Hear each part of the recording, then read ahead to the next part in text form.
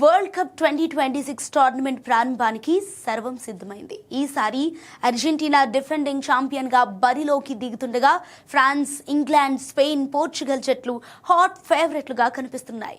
అయితే ఫుట్బాల్ ప్రపంచంలో అత్యంత ప్రతిష్టాత్మకమైన ఈ ఫిఫా వరల్డ్ కప్ ట్రోఫీ చాలా వాల్యూ అయింది. కానీ కేవలం దాని తయారీకి ఉపయోగించిన బంగారం, ఇతర మెటల్స్ ఆధారంగా ప్రస్తుత మార్కెట్ ప్రకారం లెక్కిస్తే దీని విలువ సుమారు భారత కరెన్సీలో 2 కోట్లకు పైగా ఉంటుంది.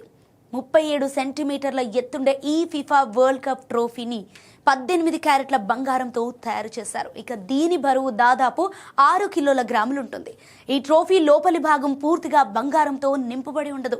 లోపల కొంత భాగం ఖాళీగా ఉంటుంది. అయితే 1970లో మెక్సికోలో జరిగిన ప్రపంచ కప్లో బ్రెజిల్ జట్టు 3వ విజేతగా నిలిచింది. దాంతో అప్పటి వరకున్న పాత జ్యూవెల్స్ రిమిట్ ట్రోఫీని శాశ్వతంగా బ్రెజిల్ దేశానికి ఇచ్చేశారు. ఇక దీని తర్వాత కొత్త ట్రోఫీ డిజైన్ కోసం 1970లో ఫిఫా ఓ అంతర్జాతీయ పోటీని నిర్వహించింది. అప్పుడు ఇటలీకి చెందిన సిల్వియో గజ్జానిగా రూపొందించిన ఈ డిజైన్ కొత్త ట్రోఫీగా ఎంపికైంది.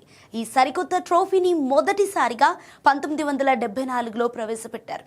అయితే ఫైనల్ మ్యాచ్ ముగిసిన వెంటనే వేడుకల తర్వాత ఆ ఒరిజినల్ ట్రోఫీని తిరిగి జ్యూరిచ్లోని ఫిఫా ప్రధాన కార్యాలయానికి తరలిస్తారు.